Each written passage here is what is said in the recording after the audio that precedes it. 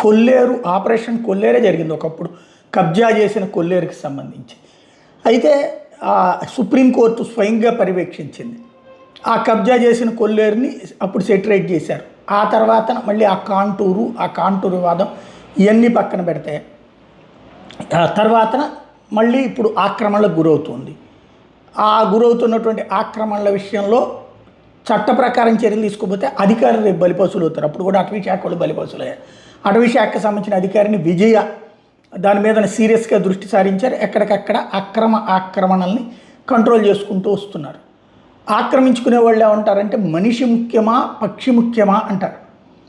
అటవీ శాఖ కానీ సుప్రీంకోర్టు కానీ ఏమంటుందంటే పక్షుల ప్లేసులోకి నువ్వు బతకడానికి బోల్డ్ ప్లేస్ ఉంది, అది బతకడానికి అది ఒకటే ప్లేస్ ఉంది, అది కదా అక్కడ పాయింట్ అంటుంది.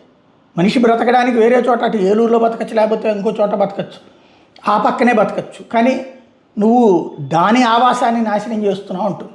ఇది ఏళ్ల తరబడి నడుస్తూ వచ్చినటువంటి మాట. ఇప్పుడు Kamineni Srinivas BJP MLA notice తీసుకొచ్చారట.